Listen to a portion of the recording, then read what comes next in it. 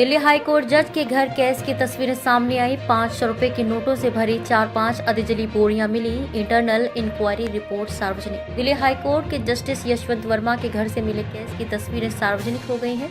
Delhi high court के chief justice DK Upadhyay ने internal inquiry के बाद सुप्रीम कोर्ट को 21 मार्च को रिपोर्ट सौंपी थी। 22 मार्च की देर रात सुप्रीम कोर्ट ने रिपोर्ट सार्वजनिक कर दी है। इसके साथ ही 3 तस्वीरें भी जारी की गई हैं। इसमें 500 रुपए की जले हुए नोटों के बंडल दिखाई दे रहे हैं।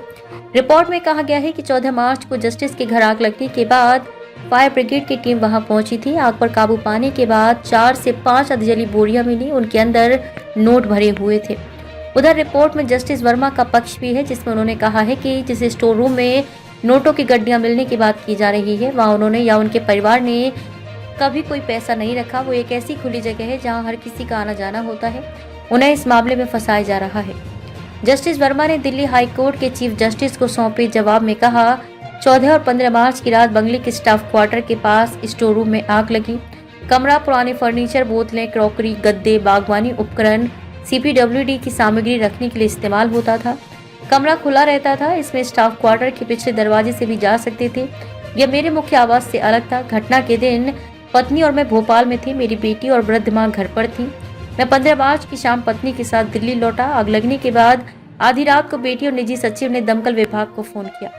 आग बुझाने के दौरान सभी स्टाफ और मेरे घर के सदस्यों को सुरक्षा कारणों से घटनास्थल से दूर रहने को कहा गया था। आग बुझाने के बाद वे वहां गए तो उन्हें वहां कोई नकदी या पैसे नहीं मिले।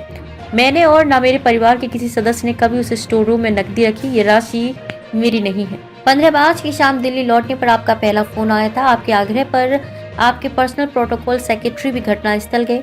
वहां कोई नकदी नहीं मिली। ये बात उस रिपोर्ट से भी स्पष्ट है जो मुझे सौंपी गई है। अगले दिन अदालत शुरू होने से पहले आपने पहली बार वह वीडियो और तस्वीरें दिखाई जो आपसे पुलिस आयुक्त ने साझा की थी। इन वीडियो को देखकर मैं स्तब्ध रह गया, क्योंकि इसमें दिखाया गया दृश्य उस स्थल से मेल नहीं खा रहा था जिसे मैंने स्वयं देखा था। इसी कारण मैंने पहली बार ये कहा था कि ये मुझे फंसाने और मेरी छवि धूमिल करने की साजिश प्रतीत होती है। घटना ने मुझे ये विश्वास दिलाया है कि ये केवल षड्यंत्र का हिस्सा है जो दिसंबर 2024 में सोशल मीडिया पर मेरे खिलाफ लगाए गए निराधार आरोपों से जुड़ा हो सकता है। मैं आरोप को नकारता हूँ कि हमने स्टोर रूम से नकदी हटाई। हमें कभी कोई जली हुई नकदी नहीं दिखाई गई और न ही हमें जली हुई नकदी दी गई। वहाँ से केवल कुछ मलबा हटाया गया। एक जज के लिए उसकी प्रतिष्ठा और चरित्र से बढ़कर कुछ नहीं होता। ये घटना मेरी वर्षों की मेहनत और साख को नुकसान पहुँचाने वाली